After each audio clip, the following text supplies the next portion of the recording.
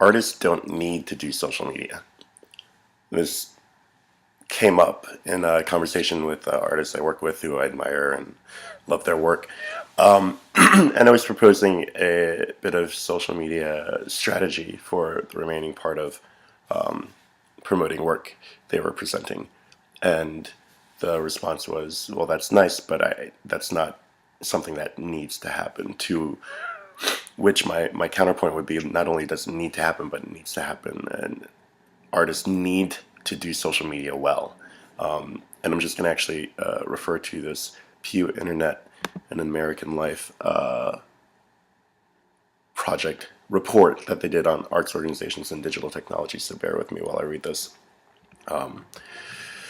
So adults who connect with the arts through social media are much more engaged. In an August 2011 nationally representative telephone survey of U.S. adults conducted by the Pew Research Center's Internet and American Life Project, respondents were asked about different ways they engage with cultural institutions such as museums, art organizations, and performers. At that time, 44% of all adults had attended a live music, dance, or theater performance in the 12 months prior to the survey. Among those who follow a music, dance, theatrical group, or venue on a social networking site, the figure climbs to 77%. So from 44% to 77%. 35% of all adults had visited a museum in the last 12 months. Among those who follow a museum on a social networking site, the figure is more than double at 82%. So from 35% to 82%. 35% of all adults had attended an arts, craft, or music festival in the last 12 months. The figure is 55% when looking just at those who follow individual artists, musicians, or performers on a social networking site. And finally, 29% of all adults had visited an art gallery, show, or exhibit in the last 12 months. The figure is almost 3 times as high, at 82%, among those who follow an art gallery or other visual organization on a social networking site. In that little section, they conclude, these data suggest that adults that connect to arts and cultural organizations, as well as artists, I would add, through social media are much more likely to attend events or exhibits than those who do not. Presumably, many adults who follow these institutions on social media do so because they are already patrons, yet given their power to hook patrons and expand audience through these platforms, arts organizations may see tremendous dividends in social media properties that are informative, engaging, and relevant to their audience.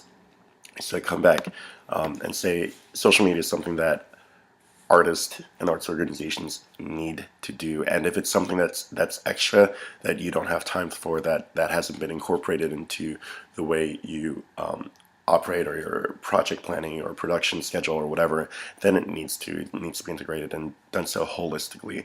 Because as long as it becomes something extra and something that's nice, people who do make it necessary, artists who do make it necessary, organizations who do see the need to do it and to do it well, their numbers are going to jump in terms of people who go out and see their work, and people who don't, their numbers aren't. And here's the thing, social media, in terms of being interesting, engaging, and relevant, those are the goals.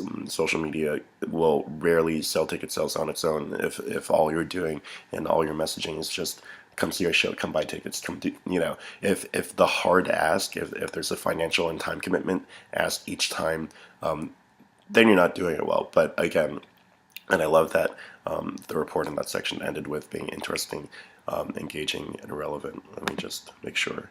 Yep, informative, sorry, engaging, and relevant.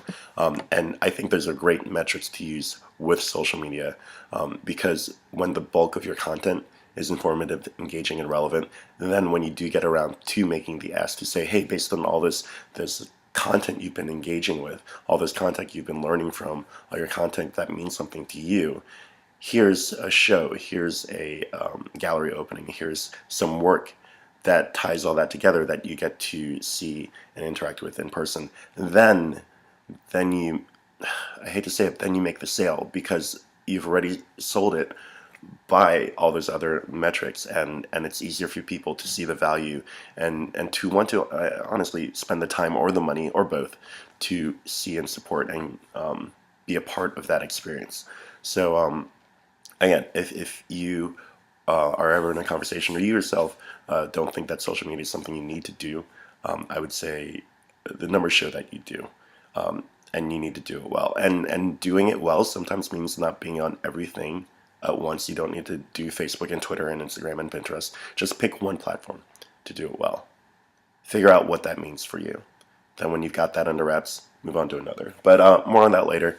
Just thought I'd share. I've been meaning to reshare this figure a while ago, but let me know if you have any questions. Leave any comments down there. And if you'd like to see a link both to the part of the report I quoted numbers from as well as the rest, the link is in the About section. So have a good one. Looking forward to hearing what you think. And if you disagree, let me know, and let me know why. And if you do agree and have had your own experiences that kind of reflect some of what I've shared in my own thoughts, please do. Because one thing I personally realize is that I do not know it all with social media, which is why I'm on a constant search to inform myself. So yeah, so thank you for listening. Thank you for your time, and looking forward to seeing what happens next.